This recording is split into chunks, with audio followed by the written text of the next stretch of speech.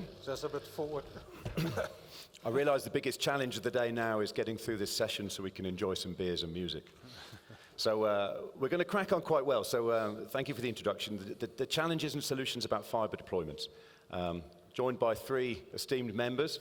And I've just worked out between us, I think there's about 80 years of experience.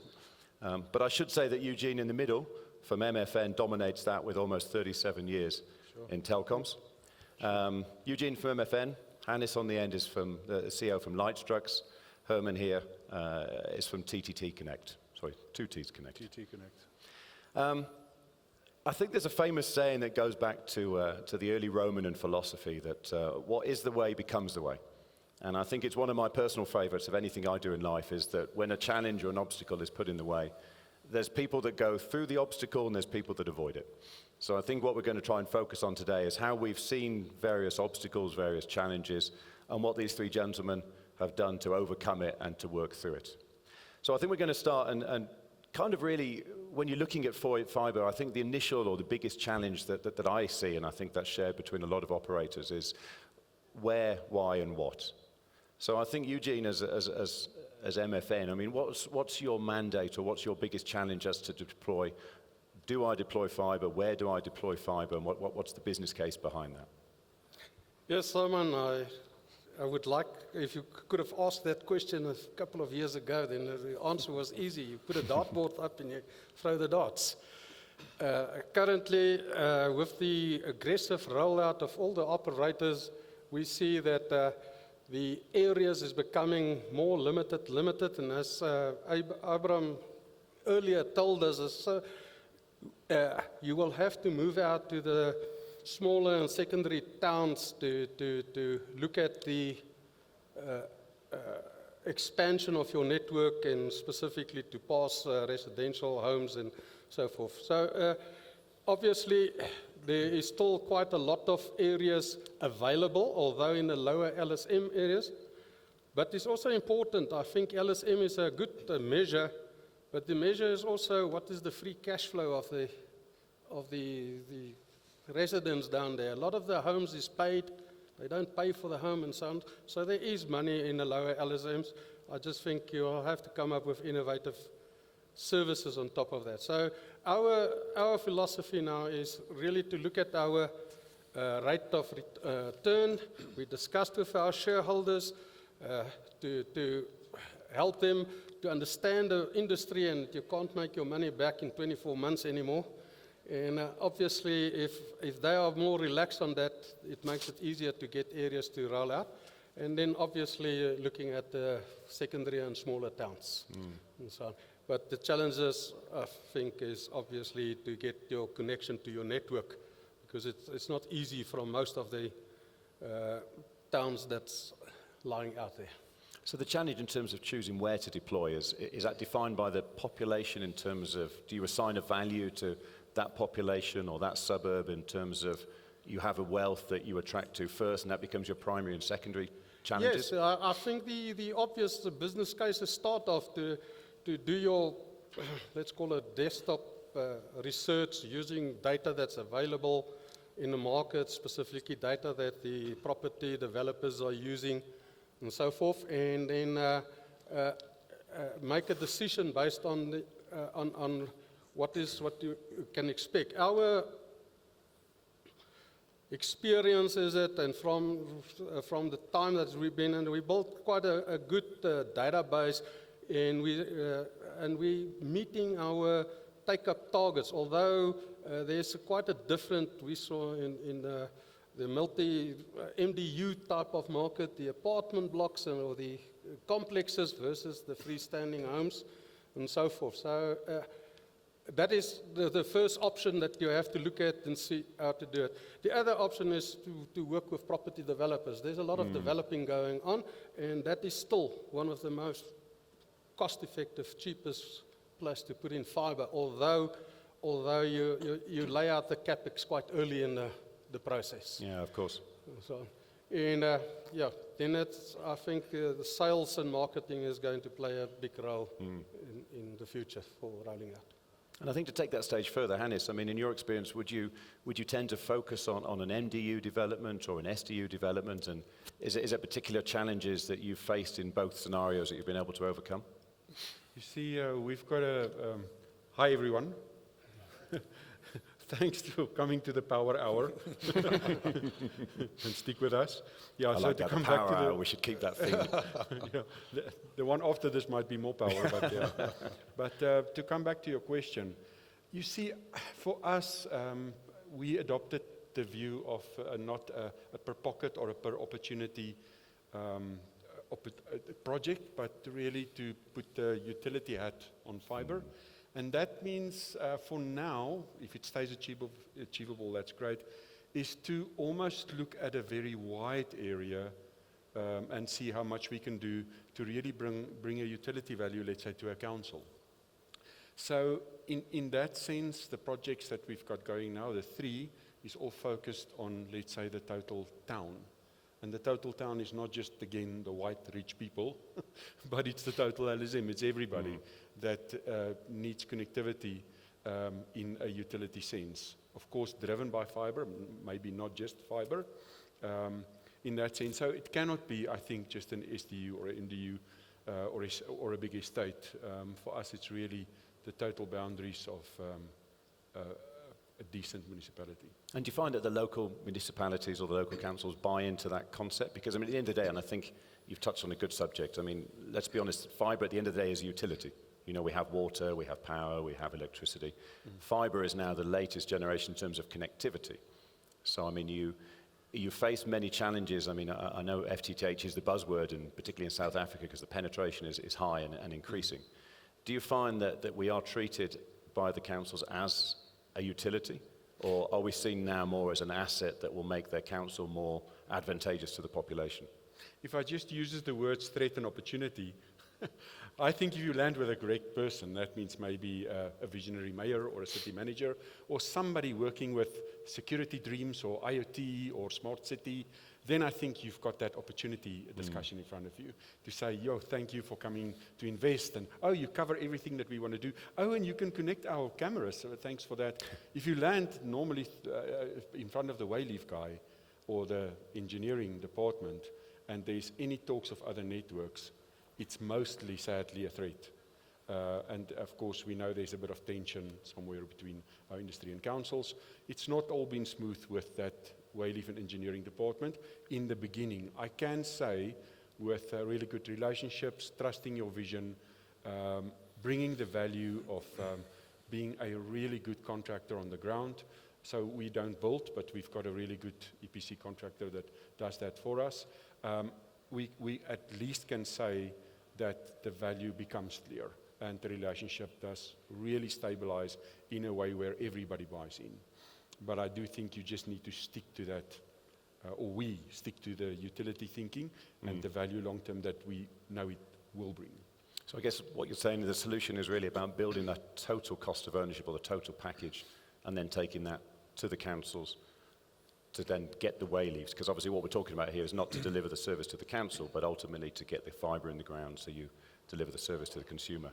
Yeah, and I mean, we do have in Lightstruck some extra benefits, which some was in the news. In one of our networks, one of the big networks partnered with us to bring a gigabit to all schools, and not just, again, the schools right in our area, but every school that we pass at the end. So it's one example of benefits. I think there's numerous guys doing similar or same things. But I think that brings a lot of synergy and value. There's actually a lot of touch points between what any council would like if you really think utility, because, I mean, we all use this buzzword of the fourth industrial revolution or the fifth utility. But really, if you go to the ground and you speak to the engineers, even they, without, let's say, the strategic capacity to carry where the council is going, they just need to focus on their assets, protect their roads, protect their pavements. And but even there, we think we see if we stick in the relationships built in these councils. I mean, metros is really difficult. I mean, everybody builds pockets. Wuma, of course, did in Joburg the most, and Frogfoot some. But if we can do that in a smaller town, we can see now it's got a lot of value. So I guess that leads on nicely a question to all three, because I think the biggest challenge that I see with any of that. And I think the philosophy is excellent, and I think probably everybody in this room would buy into that. The problem is, as independent companies and independent operators, what do you want? You want the land grab. And I think the biggest thing that I've seen looking into the South African market is the first into market gets the lion's share because there's only one wayleaf access. So in terms of, and maybe start from this end, the biggest challenge that you would see, I would say, is the council to get the wayleaves. And I think we've all talked about wayleaves for years and years in the forums and discussed how that is. And I know Eugene has many different options on it.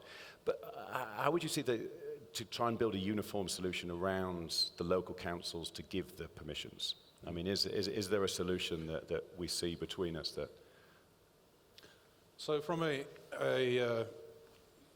between the different fiber companies, I think you're always going to have the tension. You know, we compete at that level with each other, and that's normal and it's healthy and it's, you know, that's how it should be.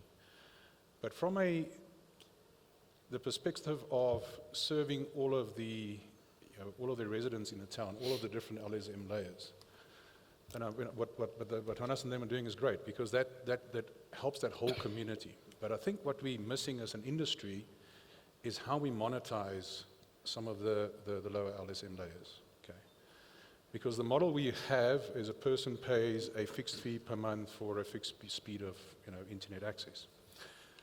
So I think something we could possibly consider and you know, look at is how the big software companies are doing it in terms of, you know, ad-supported kind of access. And we've actually done quite a bit of research on that, and it seems to be, you know, something that's got legs. If you could provide a service to the lower LSM areas on a shared basis, not a dedicated internet access to a person's home, but maybe with a Wi-Fi, you know, access or so, and then have a dedicated browser type of thing that's got, you know, that's ad driven, so that doesn't cost that consumer a lot of money or no money, you know. And obviously that's a model that needs to be matured by the industry, but I think we're going to run into into a stage where we cannot go lower down the stack because people just don't have the disposable income.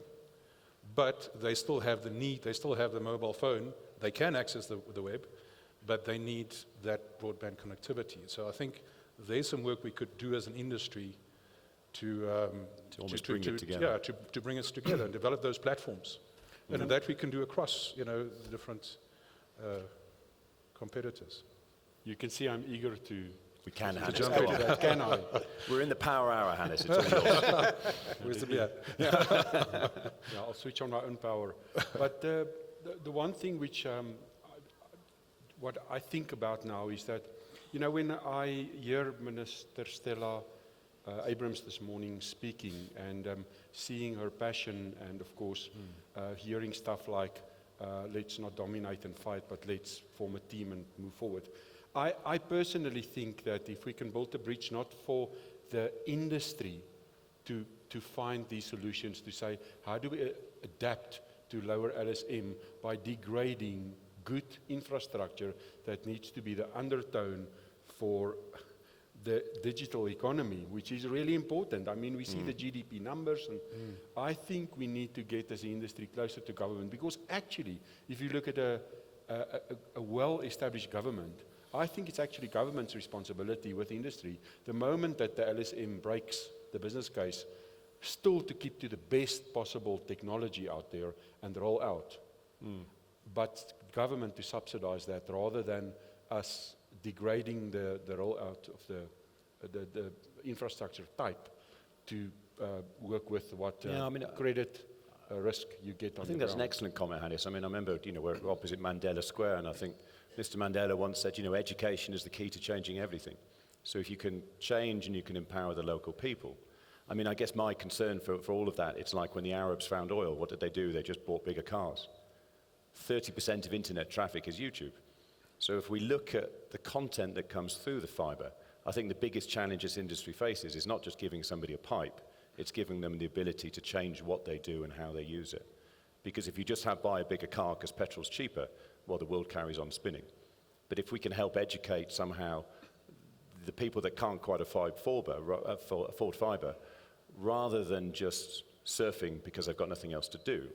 I guess the challenge is how do we help with that content? And I think, Herman, you touched on that. How do we bring that content to the people? So that's a subject that's very close to my heart. I spent many years working in Mozambique and saw firsthand the impact of people in rural areas that don't have access to anything. And if you look at the internet today, it's the best university or school that we've ever had in the history of humankind. What we lack is people having the affordable access to that school or university. You can go online and study whatever your heart desires from the best universities in the world for virtually free. And we have a role to play to once we give people access to those resources, to point them to the resources, say, well, there it is. Go and educate yourself. Because it's there, it's available. But for that, they need good, free, very low-cost internet access. And we've got to figure out that model, whether it's government, whether it's a different sort of model that's profitable to the industry. Volume. So how do we do that, Eugene? Because I think, as somebody from MFN, which is a well-known ISP and provider of service. Well, I think the business model shifts to volume-driven. Yeah. If you calculate, if you look at some of these small towns, and you take your traditional view and you look at that and you see that you can build out your fiber with your standard requirements that you have, and there's 3,000 homes, and yes, it might do it nicer. But if you just look at the formal townships around some of these towns, that same town that got 3,000 houses got 112,000 people just outside in a very dense area, which makes it relatively easy to provide services in that area. And there's no reason why those services cannot be very cost effective. I mean, if you take it and you take 10,000 from those, and they spend 10 Rand or 15 Rand a month on that, it is actually quite, you will get the same if you get 1,000 houses at your normal rates. But I dare say that, Eugene, I mean, with a decent GPON network, you can split that fiber 32, 64 times. Okay, the power management is not as good, but you're still providing a 5 or 10 meg service, which is ample to any a lot of home in that there. complementing technologies. Obviously, it might not be feasible to put a fiber and an ONT in each of those households, but it's definitely possible that they use their terminals that they have, their smartphones, their phones down there, with the new technologies. If you just read about Wi-Fi 6 and what it can do, it's going to be quite cost effective to provide this. I suppose, is there an appetite from So it is the it's a providers? hybrid. It is definitely, to cover those areas, I think it's a hybrid solution of technologies. So if I can step in there. So in Gauteng, we have about 570 square kilometers of townships. Okay, we've got about 5 million potential users. Right. If you do that hybrid model where you put you blanket those townships with Wi-Fi access points, one every 100 meters or so, not perfect coverage, but you're going to put 50 or 60 access points per square kilometer. For around 2 billion Rand, you can cover, all of those areas. You've got to remunerate that somehow, and that's the difficult part. But the cost of rolling that out, that infrastructure, is not insignificant. It's not a big number, But we've got to figure out how we remunerate that investment. And do you think we take on the challenge of bringing the content in as well? The content's there. I think where we can play a role is educating people as to where the content is, because it's not obvious. It's not obvious on YouTube or on Snapchat or on Instagram.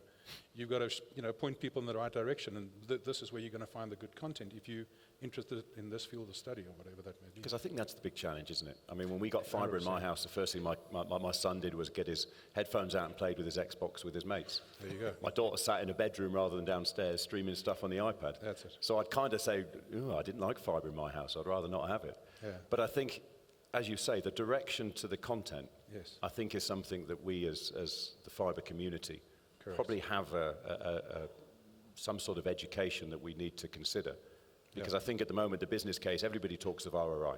So ROI is a pure business driver. And let's be honest, all our businesses are driven by that. If we don't sell, we don't provide, we don't deploy.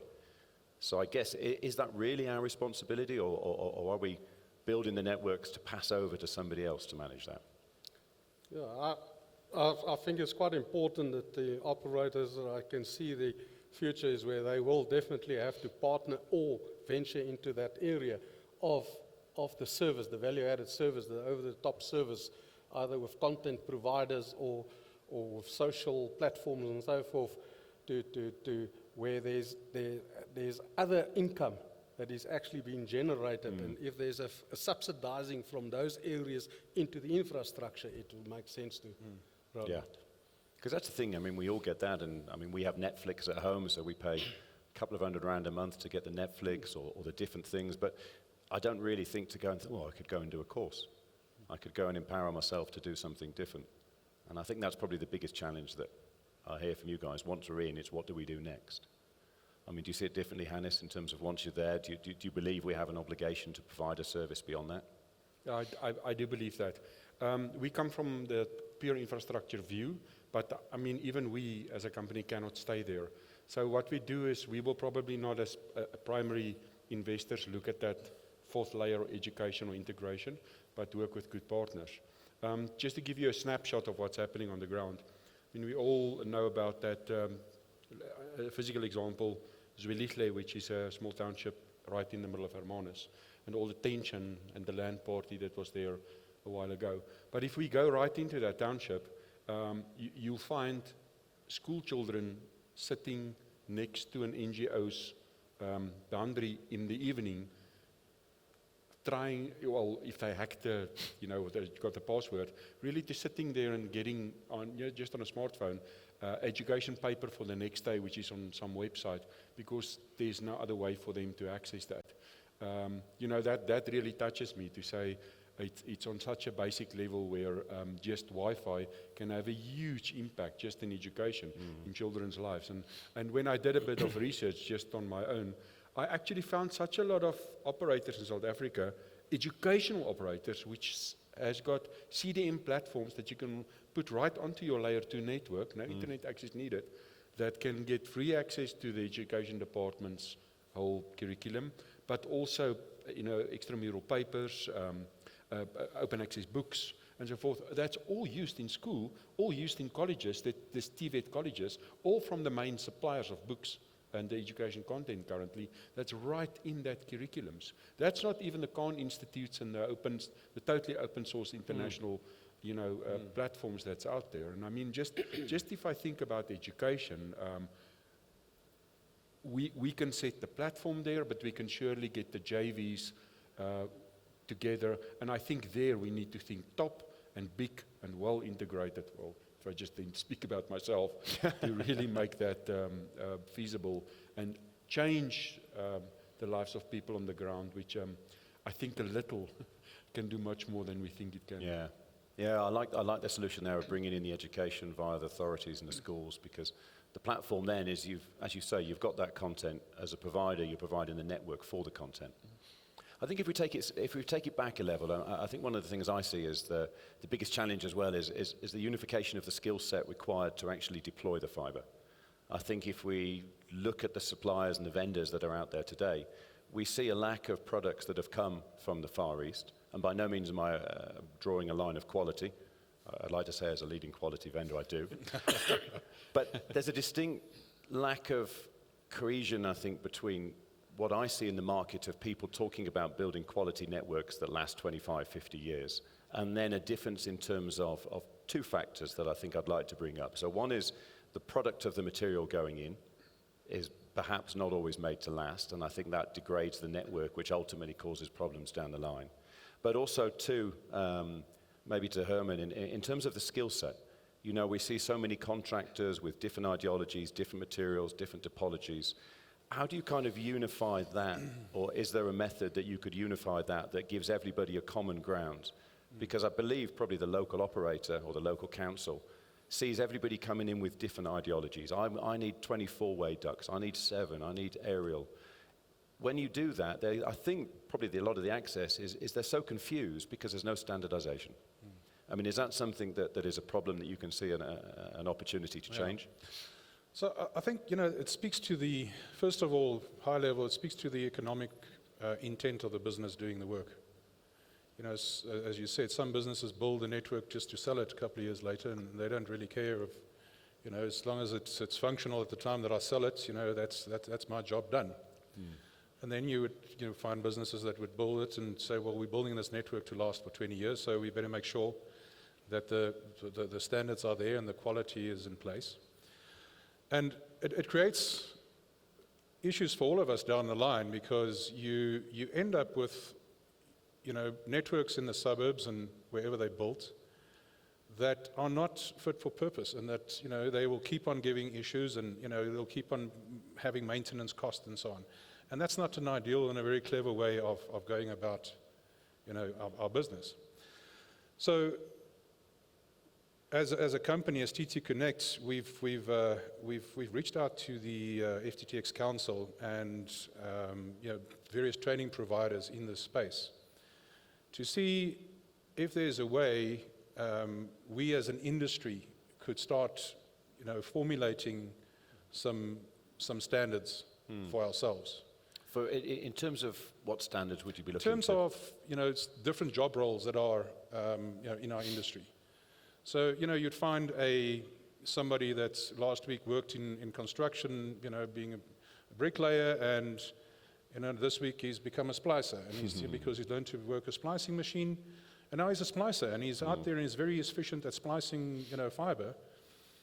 But the danger with that kind of thing is that person hasn't got the foundational knowledge of why he's taking this blue fiber and that red fiber from this thick cable and that thin cable, and why should they be the two?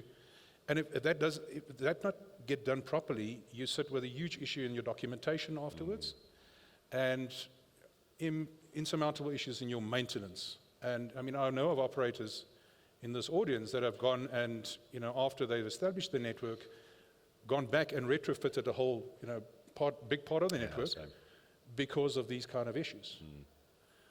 So I think it's in all of our interest to really come together as an industry and define, the way forward. And I mean, we have some of the training providers are here. They on the back wall there, and I encourage you to go. Please have a conversation with them, and let's open that conversation. And we're talking about, equipment manufacturers, we're talking about operators, we're talking about contractors. Let's all bring our angle, because we all have a vested interest in something. Let's all bring that to the table, and let's create that framework together, and then take it to the council, and get their buy-in. We also have one of the training providers, Ekurhuleni Skills Training Academy in Kempton Park.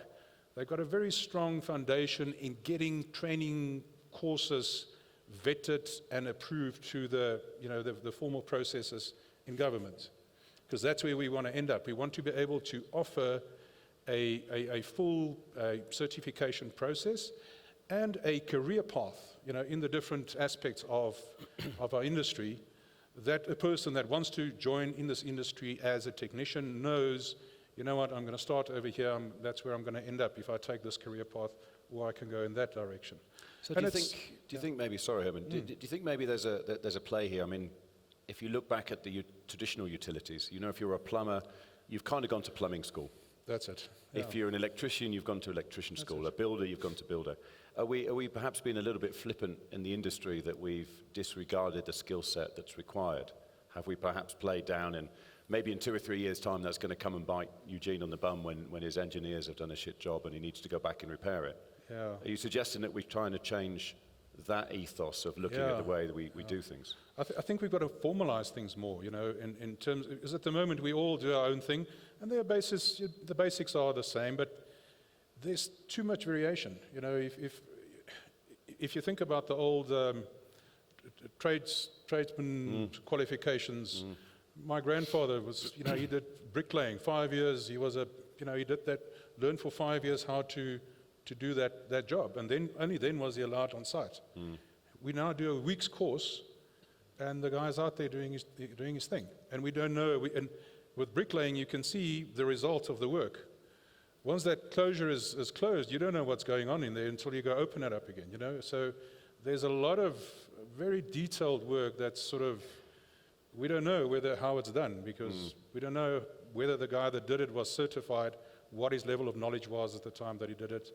So I think there's really a lot we can do as an industry, and I hope people, you know, respond to this, and I hope people buy into this. You know, it's voluntary. It's, you know, nobody's going to get paid for this. So we've got two gentlemen that would choose to buy in. So tell me, so I mean, if we're looking at Hermann's model, essentially what we're saying, if I get it right, Hermann, is we would look to train any engineer that's involved in fibre, from the guy that's doing the civil works, because there's a handling, there's a re-entrenchment. I mean, I've seen so many ducts that have been put back, well, really bad reinstatements.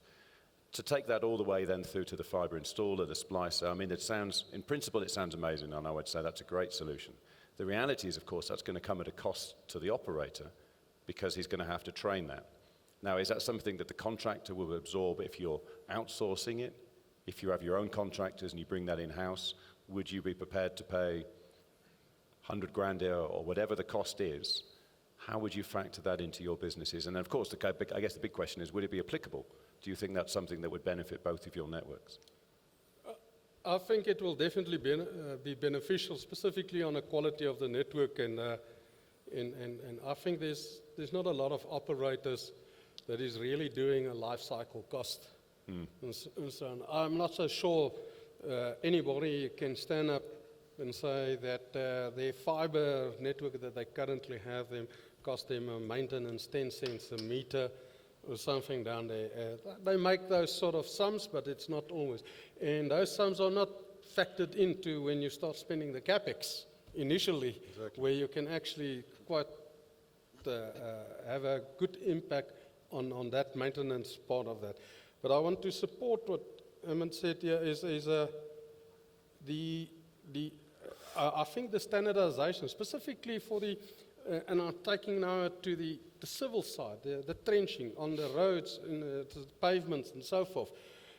There's a lot of cowboy type of contractors out there, which makes it quite difficult for the industry. That's why we are labeled cowboy industry, and that's why...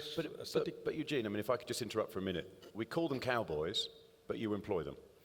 And I think that's the problem. So we can stand on our moral ground and say this is what it should be, but the reality is that what we really care about, well, I'm not an operator, but I don't wish to put words in your mouth, is the initial capex. And your first comment was absolutely spot on. We don't look at the holistic cost of it. We look it up front. But I beg to differ. I don't know what other operators do. We have a specific qualification sheet if new contractors is to look at what we call the prescribed capabilities. I want to see that they have project, if they have this sort of thing, that they have this type of people with this sort of skills involved and so on. And not just a splicer that learned over one's shoulder, a splicer that have some formal training. Unfortunately, there's not in the fiber optic industries the old type of training that the electrician did, the plumber did, and that sort of, and maybe it's not always necessary, and so on, because the equipment is aiding you to make sure that things are right. But if you look at the trenching side and things down there, also the idea and would also be to establish. I always thinking of a industry association from that contractors and operators can subscribe to, be there. If you look at a good example is the home builders, what's it called? Home Builders Association. Yeah. So if I have building a home and I've got a problem with the contractor, which I point there, I can approach them, and there's some form of equality or to come back to everything down there. Yeah. And basically, it is obviously because there's a job shortage, but it seems that anybody that have a bakkie and a few laborers and so forth can start the trenching, and there is obviously when you go to your business case and say this guy is charging me 200 rand a meter and this guy is charging me 30 rand a meter, they take the 30 rand a meter without thinking, what is that, and so on. And I think it's very important for operators really to analyze and look at what's the cost involved, because if you know exactly what is the cost involved and you allow a decent margin for your contractors, and that's our philosophy, we know what the cost is involved, we allow a decent margin, and important, we pay on short term, because a lot of them need cash flow to and if you don't pay them, you sit with the problem at the end of the day. Yeah, completely agree. How would you see that bit, Hannes, as well? But it is important. It is important to have a list, at least when you appoint contractors, that they have meet certain criteria. Yeah, I think that sounds a solution. Yeah. See As any a differently, beginning, Hannes? as a beginning to do it. Yeah. Yeah, my story is up to 3 years back when I was in another company in this industry before Lightstruck started. I think my natural demeanor told me that if you want to be successful, you need to build with the least, the lowest capex of equipment and the lowest capex of the contractor, and that's how you succeed. And now I sit 3 years later in an instance where I've learned, no, that's actually totally wrong thinking. So if we just say we build 100,000 endpoints, I think all of us that's got a decent business want to chase the target. You're probably going to spend more than R1 billion. If you look at R1 billion and what the banking industry is saying, RMB just a while ago, is actually that's a good infrastructure project. That's almost a stadium or a portion of a stadium, or a phase of the Gautrain, or a part of an airport, or a little portion of a road. It's a proper infrastructure project. And a lot of our capex goes into infrastructure because fiber is civil and fiber infrastructure in that sense. So what we've applied is actually proper, but through my co-shareholders, they come from a very strong infrastructure background, is proper infrastructure principle. And that means an EPC contract, the same as you do in a stadium. So it's a lot more expensive, of course, but it brings other values. Second thing is a decent supply chain. And we built probably, we used pre-connectorized, as an example, drop cables into the house, which I thought when we started, we're going to break this business, it's not going to work. The cable is expensive. It's one of the 2 top suppliers that's got that pre-connectorized cable. That must be my cable, was it? Sorry? Yes, yeah. Thanks. My pleasure. But just suddenly- stand there, yeah. Kort.